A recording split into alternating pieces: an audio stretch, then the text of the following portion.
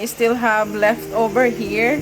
So what I'm gonna do of this, I will make it suman. So this is some leaves. It's not very good leaves, but pagtsatsagaan, I will try to make suman. So I'm just gonna add a little bit brown sugar on it to make a little bit sweeter.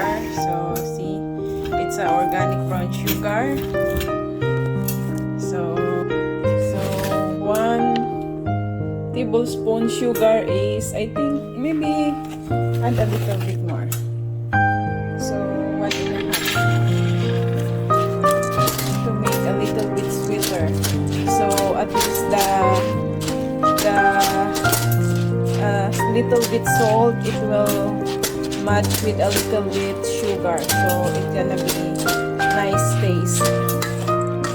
That's Filipino favorite for suman. So at least when it's cooked, you don't have to add any more sugar, or you don't need to sausaw in the sugar. So that's it.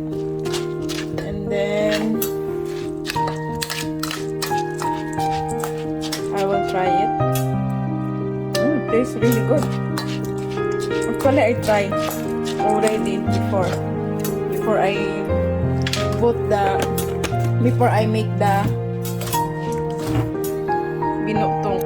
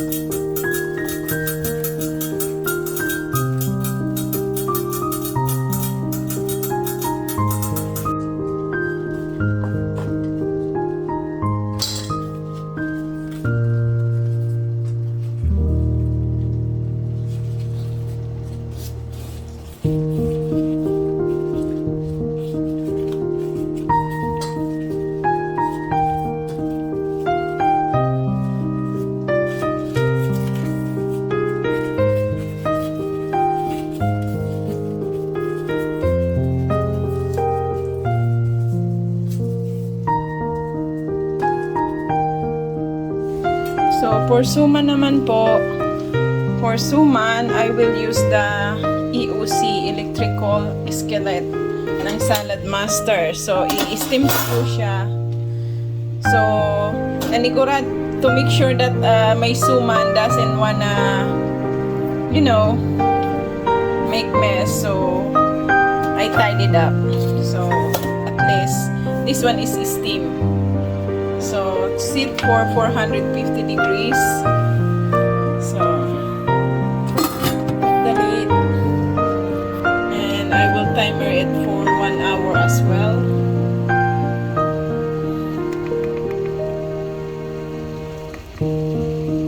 Timer. How come it doesn't go for the timer? There you go. So now it's gonna go for 1 hour.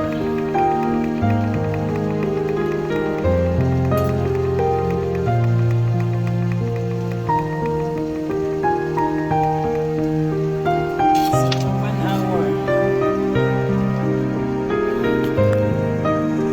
This one, it's 35 minutes already more for the binutong. So I have 2 in 1, suman and binutong.